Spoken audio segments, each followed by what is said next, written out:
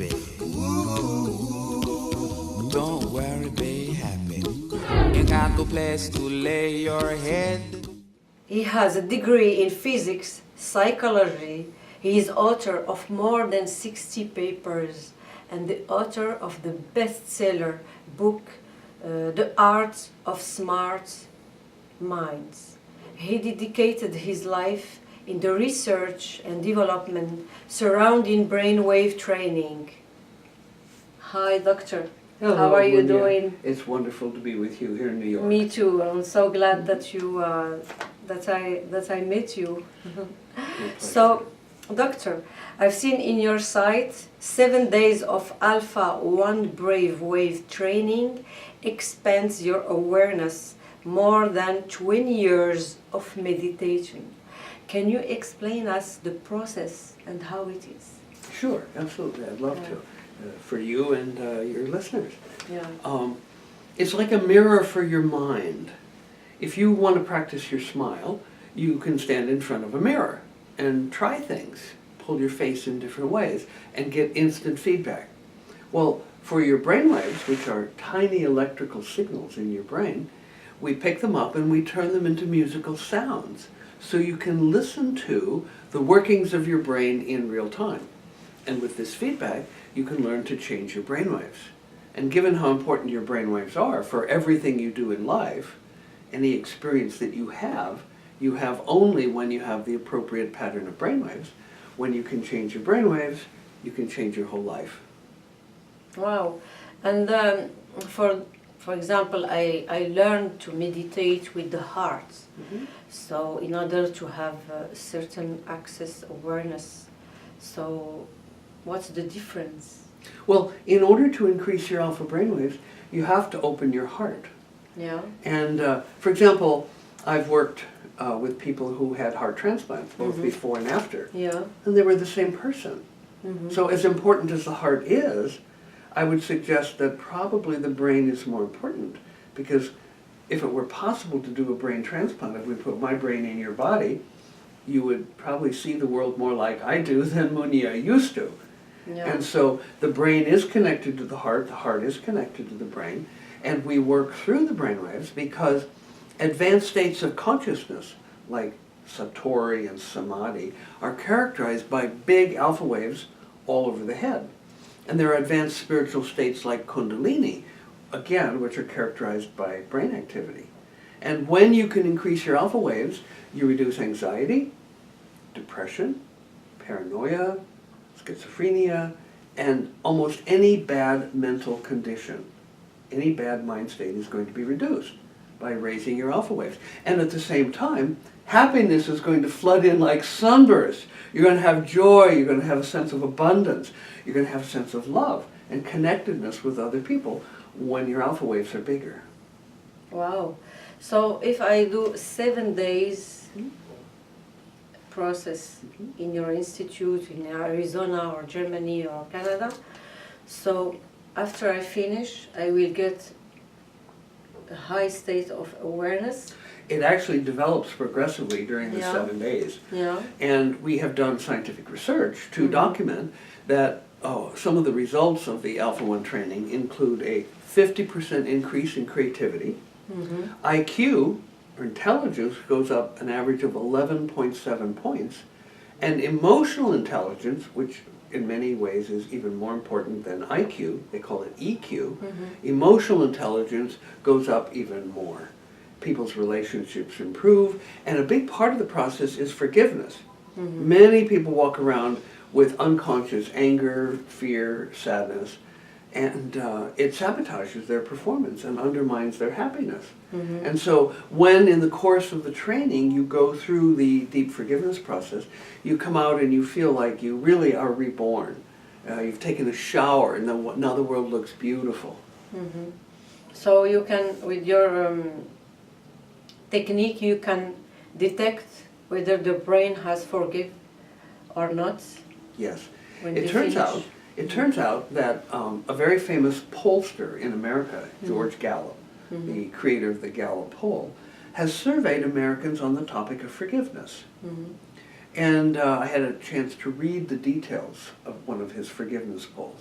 When Americans were asked how important they thought forgiveness was, 80% said they thought it was extremely important. 80%. Yeah. So then George Gallup asked those 80%, can you do it? Can you do it on your own? And 85% of those who said it was extremely important said, no, I can't do it on my own. Even prayer did not correlate with effective forgiveness.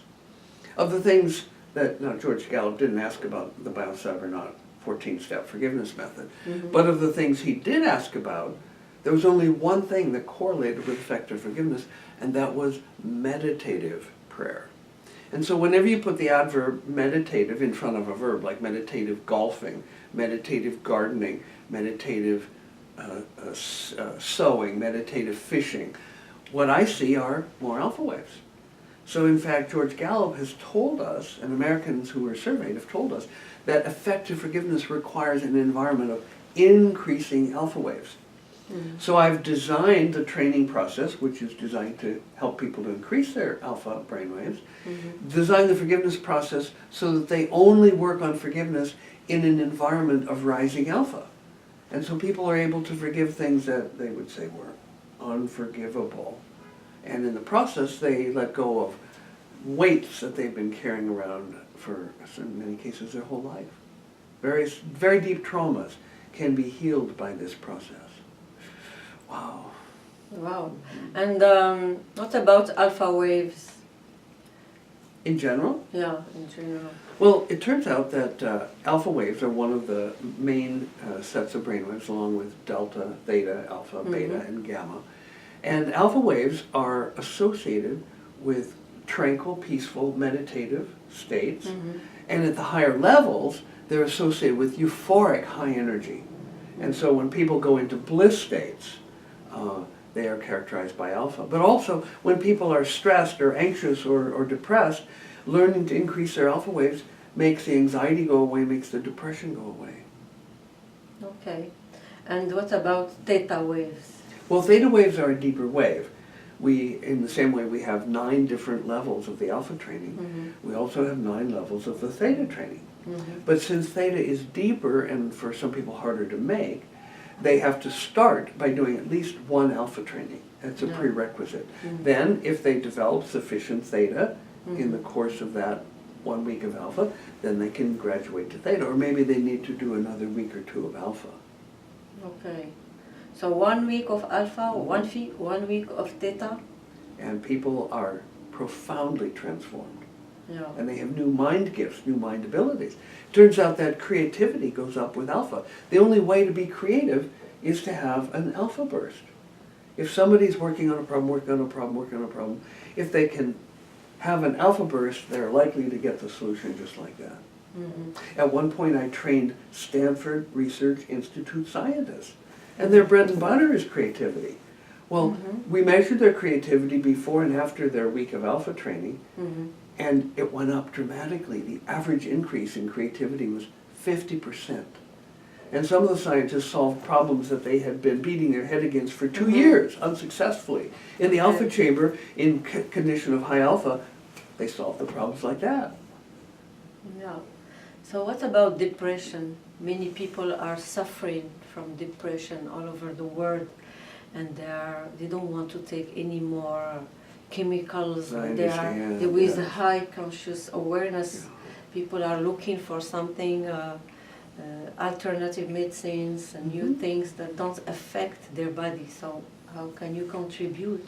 Well, the alpha waves will eliminate depression. If we look at what I create as brain energy maps, in a depressed person, the alpha is essentially removed or lowered all the way across the head. Now we work with a model of emotions where there's apathy at the bottom, depression above that, anger above that, fear above that, and at the top is joy. And so as people work through their depression, they discover that there are things that they're angry about. And so then they do the forgiveness on that, and then they discover what they're afraid of. And we have a process called fears, yes. If people are afraid but they're not aware of it or they're suppressing the fear, they will experience anger. If they are suppressing their anger, they're going to be sad or depressed. Yeah. And so it's like it's a workup. And we take people from apathy, depression, anger, fear, and then into joy. And it's a pretty easy process. I mean, along the way, people have to be real honest. They have to tell the truth about, things that hurt them, traumas, things like that. But once they can tell those truths and bring alpha to bear, then they are literally liberated. Oh, great. Yeah. And what about other diseases, like cancer, diabetes, or something like that? Well, let me say this. This is not a medical procedure. And it's not intended to produce cures for medical conditions. Now, that said, many people would understand that the stress is at the root of perhaps 80% of all diseases. And so if you can eliminate the stress, you can eliminate tendencies toward disease. Now, there was a famous a psycho-oncologist, Dr. Carl Simonton, who invented a technique to heal cancer with the mind. And he had a 5-day coaching program where people would go into the emotions that were most relevant to surviving cancer. And he could take a group of terminal cancer patients with a year or less left to live and double their median survival with a 5-day coaching process. So we might imagine that if in the future we were to do some studies, there may be an impact, but this is not something that we've done so far. However, we can reliably say that by reducing stress and anxiety, we can reduce the underlying psychological causes of many diseases. Okay, so it's a matter of digging on beliefs and all the trauma that people Well, it's, have. for example, when you reduce stress, many people will experience lower blood pressure. And that makes them less vulnerable to heart attacks and to strokes. Definitely. So things are connected, they're related. And so when you lower anxiety, you raise alpha, anxiety goes down, you don't experience the stress, then that allows your blood pressure to fall, and that leads to a whole range of benefits. Yeah, great. So, one question. If we make this process for 7 days and we reach a high conscious awareness, a high happiness and joy, how can I maintain this Well, feeling and this there are two awareness? answers to that. If One answer is Yeah. that there are advanced trainings. Yeah. We also have tune-ups. People come back and do tune-ups of a level they've already done, and that could be 4 days. It wouldn't have to be 7. But we also have Alpha 2 and Alpha 3 and Alpha 4, and that takes things to much deeper levels. Now, in learning theory, it's well established that how long you remember something and how well you remember is a function of how much over-learning you do. Like, for example, when I was in high school, I had to learn 25 German words every day. And so I would look, here's the German, here's the English, and I would go through. When I had it perfect, I would then go through 20 more times. Und so ist es jetzt möglich, dass ich noch ein bisschen Deutsch sprechen kann. Deswegen ich habe sehr streng studiert. I am still capable to speak some German because I studied very hard and I did a lot of overlearning. And so the more overlearning that people do in the alpha, the more they're going to retain. And in fact, I did a large federal grant funded by the U.S. National Institute of Mental Health, and it was entitled Anxiety and Aging. Now, it turns out this is another topic, that alpha training actually reverses aging in the brain. And so we worked with women who were from 60 up into their 80s, and it was like they had drunk from the fountain of youth. People who had never graduated from high school got GEDs, they went to college, they got degrees, they went to graduate school, they got advanced degrees, they started businesses in their 80s, they started new relationships, many of them were widows. And so by restoring the alpha brainwaves to what it was like in a more youthful time, people have the attitudes and the emotions and the energy of a more youthful time.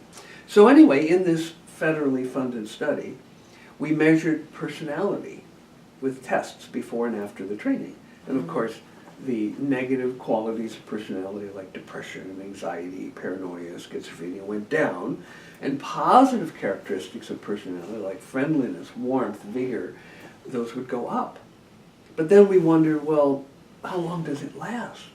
Yeah. And so in the federal grant, I built in a follow-up at 6 months and a Okay. second follow-up at 12 months.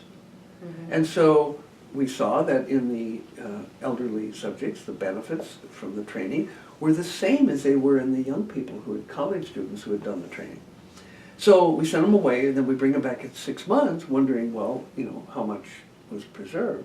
But they were actually better at 6 months than they were right after the training. They had continued to improve even with no further training. So we sent them away, and we're going, wow, how is that possible? We bring them back at 1 year and retest them, and there were further benefits. Mhm. And so how your question is, how do you preserve the results? Well, Yeah. it turns out that when you shift fundamentally how you see the world and how you see yourself, that brings about changes which continue the benefits to show up in your life. That's amazing. Although the person came back to her background, Yeah. stressful life, yeah. work, kids, whatever. Mm-hmm. So there is a shift. A shift, a And, fundamental shift. Yeah. Well, let me give an example so people can understand something like so wonderful. Let's say you're colorblind and you see the world only in shades of gray. But then you have maybe a miracle surgery or a shaman, or you go to Lourdes, you get the water in your eyes, something like that. And suddenly you see in color. Well, every flower that you see, every sunset is going to be, oh, it's so beautiful for many months. But that perception now is going to change the way you live. When you go food shopping, instead of buying a box of this and a can of that, you'll be drawn by the colors of the fresh fruits and vegetables, and you'll buy and eat a healthier diet. And that'll start to change your biochemistry. Or when you go to the closet to get dressed, instead of buying clothes where people go, oh, you know, it's like, ew, you assemble, you know, your clothes in such a way that people are no longer repulsed by your bad color choices, by your geeky colors. And so your circle of friends expands and your horizon broadens. And so you can see in just 2 examples how one shift, like going from black and white or grays to color, begins to change everything in your life. Well, the shift that you see when you increase your alpha is bigger than going from black and white to color. Okay. So if you want to have a new brain, Mm-hmm. we can come to Yes, Sedona or absolutely. Germany or Yes. Canada. For a brain makeover. Yeah, it's a brain makeover. And what are the criteria for to come there? Is there any preparation before? Is there any Well, criteria? you have to be at least 7 specific years old. things? Have to be at least 7. At least 7 old. years Yeah, old. Yeah. So you're in formal operational intelligence. And children, 12 and under, need to come with at least one parent or guardian. Yeah. Okay. Okay. Now, we are running a study in Canada with school children, 12 to 15, who come with one parent. So, yes, children can come with a parent. The most senior person who's trained so far was 89, so there's no upper limit on the training. It is important to be able to sit comfortably for extended periods of time. People who would have, say, lower back pain and would need to lie down a lot, it would be hard for them to do the training. But people in wheelchair, people on crutches, no problem. And so probably the most important criteria is, do you want to change in your life? Just everyone who comes to Biocybernaut wants some kind of change. Maybe they want to be smarter, maybe they want to be more creative, maybe they want to have more success in business or better relationships, or maybe they want to get rid of a depression or an anxiety or, you know, some chronic fears. All are welcome. Yeah, and for the children, when they are 10 years or 12, well, they are fresh. Their minds is fresh. Oh, so yes. what does it contribute to their minds? Well, it's surprising how many children have traumas, particularly gifted children are going to have traumas. And many of the children who come, parents bring them because they have ADD or attention deficit disorder, and they're taking drugs like Ritalin. Every single child who's come who was taking Ritalin could get rid of it at the end of the training. Okay. Yeah. That is We had one interesting. example. There was a little 9-year-old boy who came with his father from the state of Iowa. He had just scored 60% on the Iowa statewide achievement test at the end of the school year. So he does his alpha training. He gets rid of the Ritalin right away.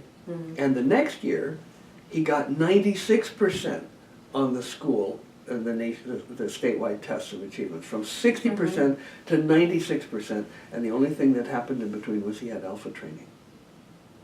And then about maybe 18 months ago, I got an email from his father who was writing to thank me for helping his son because his son had just graduated with honors from college.